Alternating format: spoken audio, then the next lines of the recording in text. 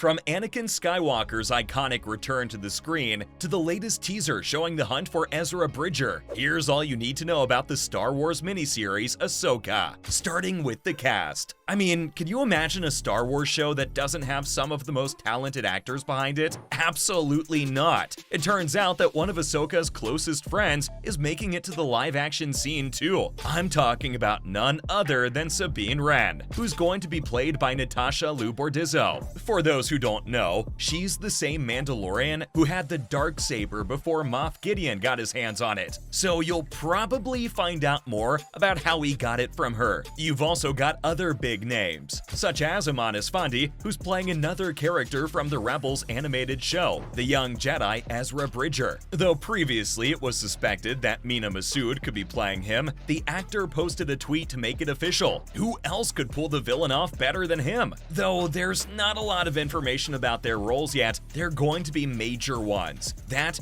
is for sure. But that's not all. Mary Elizabeth Winstead, Ivana Sakno, and even Ray Stevenson are joining the cast. And of course, the star of the show is Rosario Dawson, taking on the role of the main character. Now, speaking of Ahsoka, there might be some cameos from the character's voice actor in the animated shows. I'm, of course, talking about Ashley Eckstein. And finally, the character's master, at least before he went over to the dark side, is coming back. Of course, I'm talking about Anakin Skywalker. He's going to be played by none other than Hayden Christensen. And with a cast as stellar as this, the plot has to be just as great. Sadly though, the details of the story have been kept under wraps for the longest time, especially since it's a Star Wars show. We're so excited. I mean, I would echo that. It's just being on set in this show and with this cast and the crew, everyone loves it so much that you would think something that at this level might be a bit stressful or people might be stressed out at the pressure of it. And it's the opposite. Everyone's overjoyed at every minute and giddy and happy and relaxed.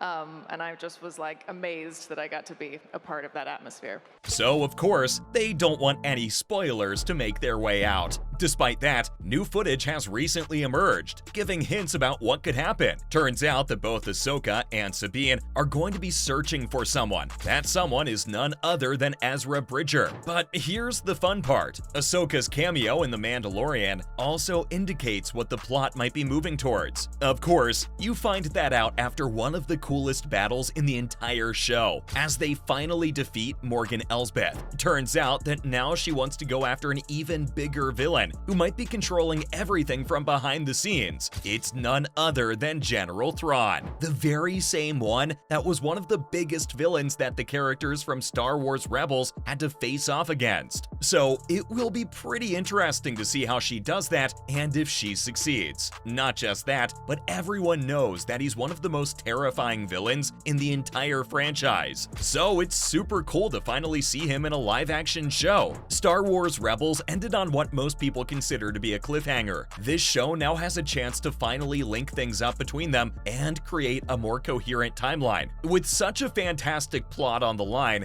when is Ahsoka coming out? Well, it looks like the show is still under production, especially since sadly, there isn't a trailer out yet. But there might be a very good reason for that. One of the biggest reasons that fans are theorizing is that it might have some spoilers for other upcoming shows. You can't forget that they did the same for Obi-Wan too, releasing the trailer almost right before the show actually came out. Other than that, the Star Wars celebration that took place recently in 2023 brought along some incredible news for fans out there. Of course, there was the teaser that gave fans a much anticipated glimpse into the show, but that's far from the only good news that Filoni let all of us in on. In fact, this time, he just straight up gave the fans a release date. Well, okay, maybe not the exact date, more like the month that it's going to come out in. But still, that's a lot considering that they've stayed completely quiet about it for years. Long story short, you can see the show when it comes out in August 2023. That's not really a long wait, now is it? I'm already counting down the days. But as the show gets closer to release, fans have a lot of questions, such as who's making the show. It's pretty important to know this one, especially since it gives you a big hint about what the vibe of the entire show is going to be like. Thankfully, there's some great news on this end as well. You've got Dave Filoni acting as both the showrunner and the writer for the show, the very same person who's been behind some of the biggest projects from the franchise, at least for the past few decades, but he's not alone in this project. Along with Filoni, you've also got Jon Favreau and Kathleen Kennedy as the producers for the show, but turns out Filoni is doing even more this time around. He's also going to be one of the directors of the show itself, along with a bunch of other big names, though further details about them haven't been shared with the public as of yet.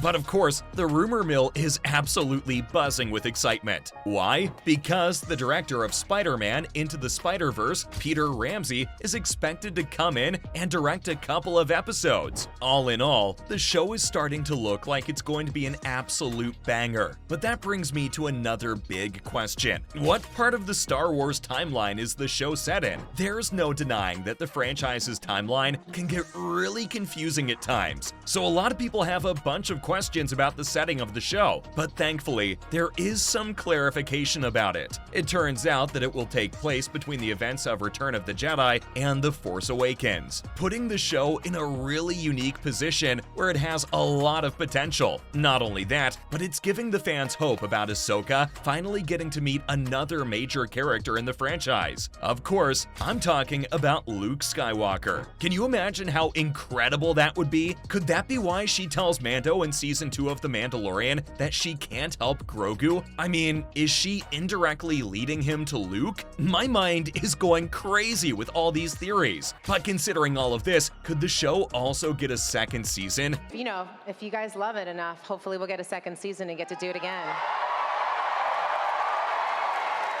Well, you might think that it's highly unlikely for it to get a second season, especially since it's a mini-series, and you wouldn't be wrong to assume that either. But it wouldn't be the first time that a mini-series has turned into an entire show. Such was the case with Loki. This means that if the show gets enough success, there's no way that Disney would give up on a chance to bring out more of it. So ultimately, all of it depends completely on how well the show does, along with how many people are actually asking for a second season after the release of the first one. But that's not all. It also depends on how the season ends. If it has any kind of potential for a story going forward, that, with fan support, can go a long way. But if there isn't much of a story, then it's probably a big no. That's everything you need to know about the Ahsoka miniseries.